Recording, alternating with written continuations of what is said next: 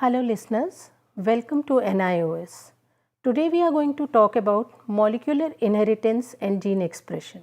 Now what is meant by molecular inheritance? In molecular inheritance, we'll study the molecules which are responsible for the inheritance of characters from parents to the offspring. And through gene expression, we mean that how these genes are being expressed in the form of proteins. So first we'll take up molecular inheritance. Before we take up this topic, we must know about the cell structure. As we know, there are prokaryotic and eukaryotic cells. Prokaryotic cells, they do not contain a proper nucleus or the membranous structures, while the eukaryotic cells, they contain a proper nucleus which is covered by a nuclear membrane. Then we should also know about the structure of the chromosome. Chromosome is made up of two chromatids which are joined through a centromere. Then in the earlier chapters we have studied about the Mendel's laws of inheritance. Mendel's proposed three laws: the law of dominance, law of segregation and law of independent assortment. We have also studied the chromosomal theory of inheritance provided by Sutton and Boveri. Now what is meant by one gene, one enzyme hypothesis? Archibald Garrett, a British physician, he wrote a book on inborn errors of metabolism in human beings. He was working on a disease, alkaptonuria or phenylketonuria. Now what these inborn errors are? Inborn errors are when the person suffers from the disease right from the birth, that he has carried it from his parents. In case of this alkaptonuria, it's a recessive disorder. What happens in alkaptonuria? The person, when passes out the urine turns black on exposure to air. The urine turns black due to the presence of a substance, homogentisic acid, in the urine. While in the normal individuals, homogentisic acid is converted to acetoacetic acid by an activity of an enzyme. But this particular enzyme which converts homogentisic acid to acetoacetic acid is absent in individuals suffering from alkaptonuria. Archibald Garrett, he was the first to connect a human disorder with Mendel's laws of inheritance. He deduced that alkaptonuria is a recessive disorder. Then Beadle and Tatum actually proposed the hypothesis, that is one gene, one enzyme hypothesis. What it means actually is one gene is responsible for the production of one enzyme. Although this hypothesis does not hold true in the present light of knowledge, because now we know that enzyme is not only made up of only one polypeptide, while the enzymes are made up of more than one polypeptide. Beadle and Tatum, they worked on an organism, Neurospora crassa. Neurospora crassa was irradiated with X-rays. X-rays are the mutagens which can bring about change in the genetic makeup of an organism. So the wild type spores of Neurospora, they could grow on a minimal media. Now what a medium is? Medium is basically the food for growing the bacteria.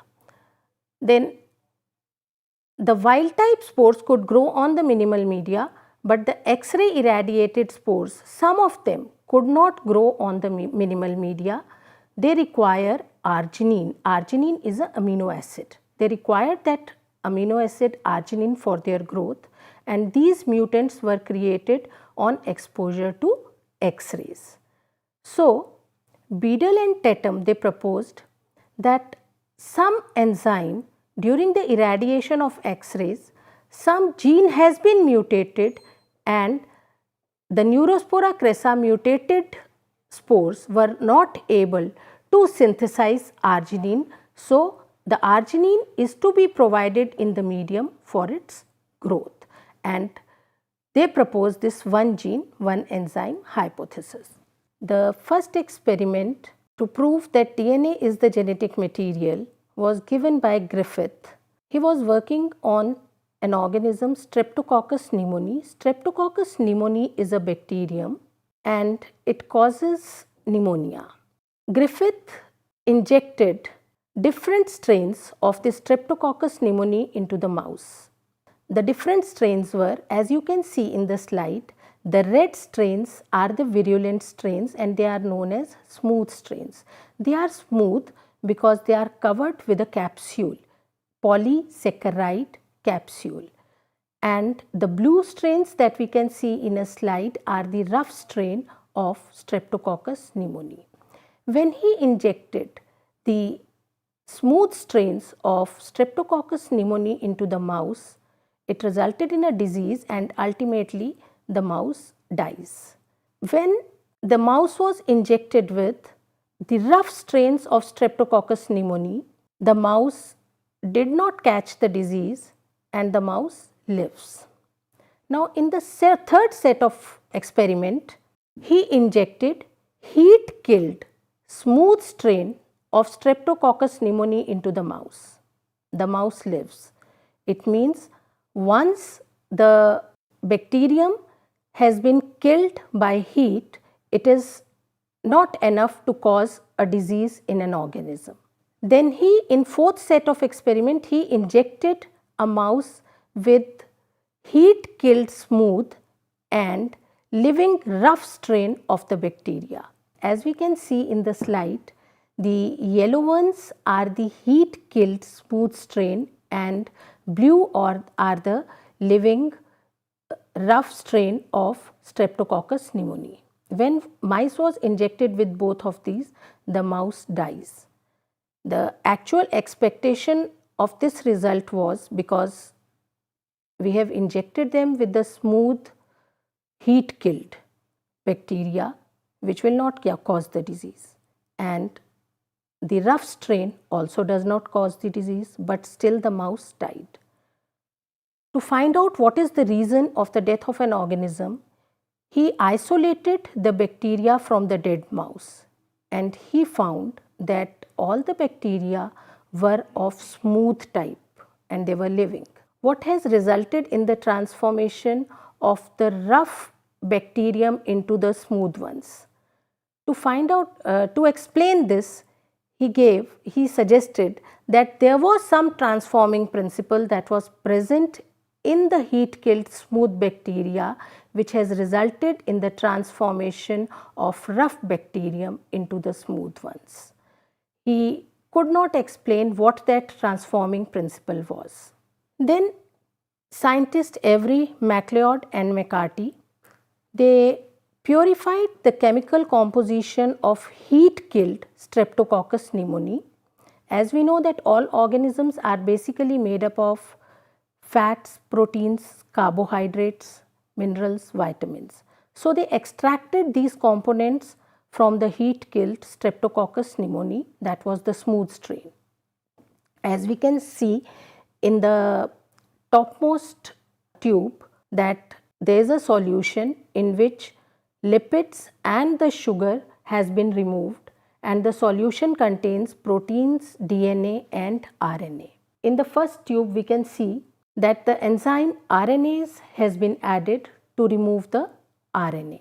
RNase is an enzyme which digests the RNA. So now in this solution we have only DNA and the proteins. When this solution was put into a flask containing the rough bacteria, as you can see in the flask, the rough strain was added. There was a transformation of rough strain into the smooth strain after some time. In the second set, he added an enzyme proteinase to digest proteins, and now in this tube only the DNA and the RNA is present.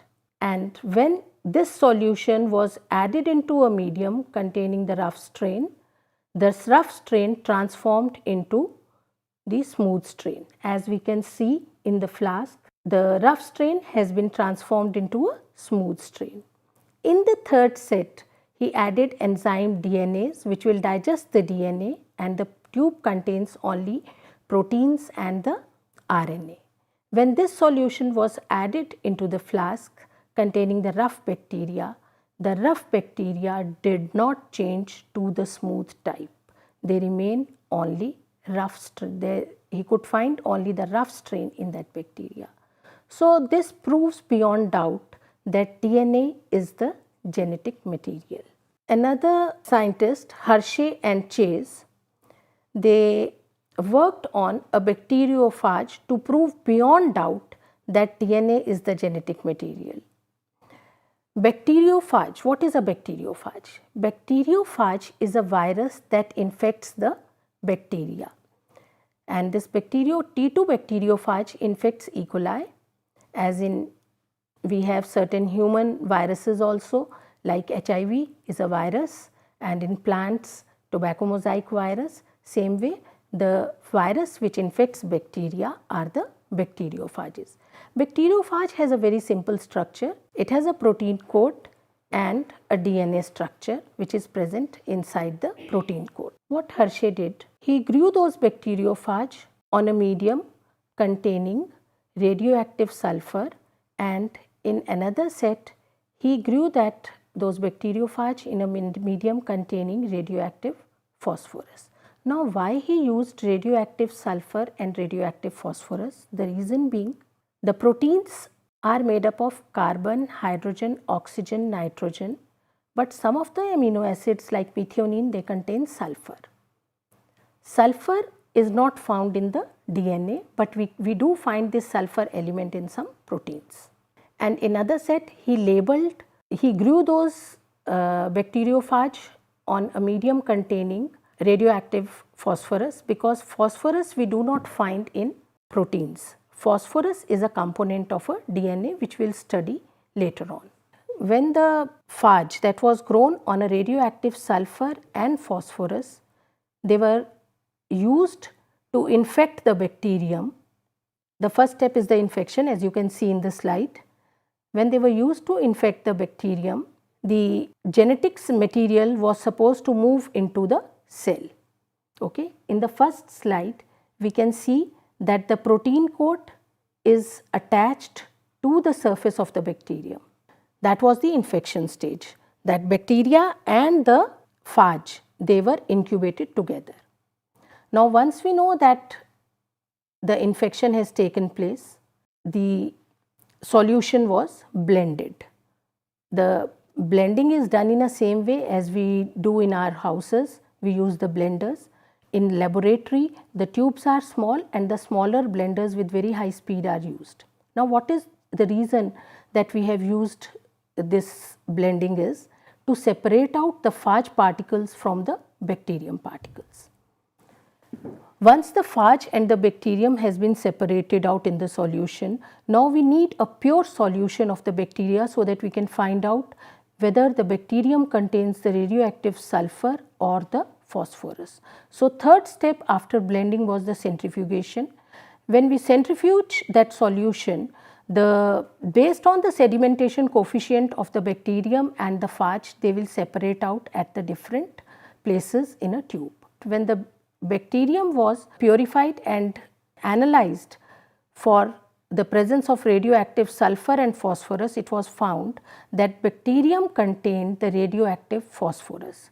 So, this proved that DNA is the genetic material because phosphorus is a component of DNA only. You know that nature selects from variability, and eukaryotic organisms, they have meiosis, then sexual reproduction as the means of generating the variability. How do these prokaryotic organisms, they generate the variability and help in the movement of genes from one strain to another? There are different ways. The three different ways are conjugation, transformation and transduction. This slide explains how conjugation takes place in a bacteria. You can see the red one is the main genome and the blue is a plasmid. Plasmid is an extra chromosomal element which is present in some bacteria. The bacteria containing the plasmid are known as the F plus plasmid, and adjacent to that we can see there is another bacterium which contains only the main genome but no extra chromosomal element or plasmid is present. In the F plus bacteria, in the first set we can see a stick type of thing is attached to the bacteria, that is a pili. This pili is formed between F plus and F negative bacteria. F negative is the one which is not containing the plasmid. Once the pili is formed, the genetic material is transferred from F plus to F minus bacterium, that is the recipient, from the donor to the recipient bacterium.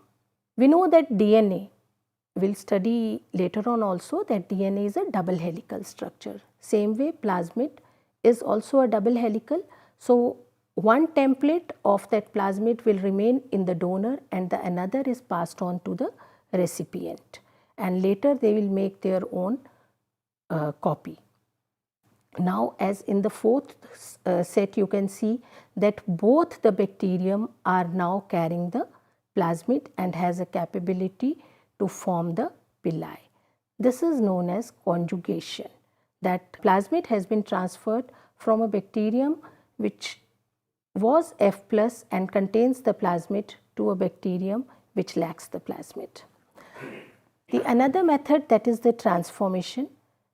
Transformation is the same that Griffith studied. What happened in that case was the nascent DNA which was present around the rough strain, that was taken up by those bacteria.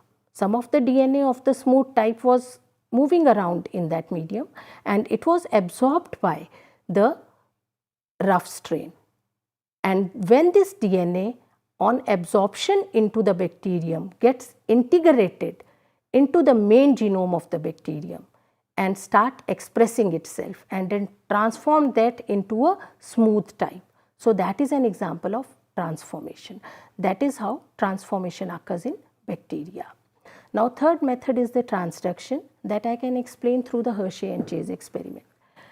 When the bacteriophage infects the bacteria, we know that viruses, they have a capability of using the host machinery to make their own copies.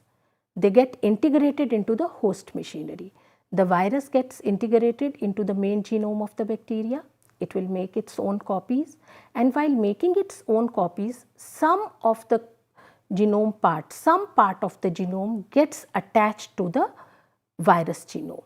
And when this virus breaks the bacterial cell and infects the another bacterium, that results into the transduction. When it infects the other bacterium, that genome from the first bacterium gets transferred to the next bacteria.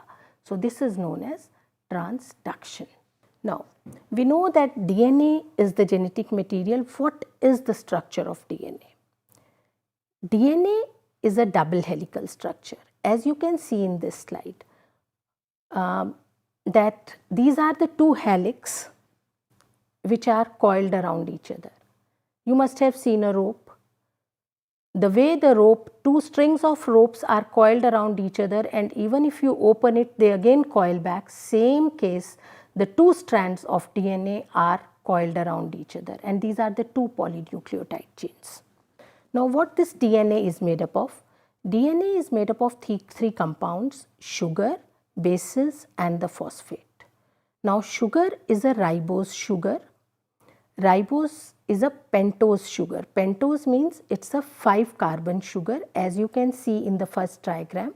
The first carbon is on the right hand side of the oxygen, then second carbon in the ring, and third is to the third carbon the hydroxyl is attached, then the fourth carbon, and the third hydroxyl group that is there on the ring, that is the place where the fifth carbon is attached.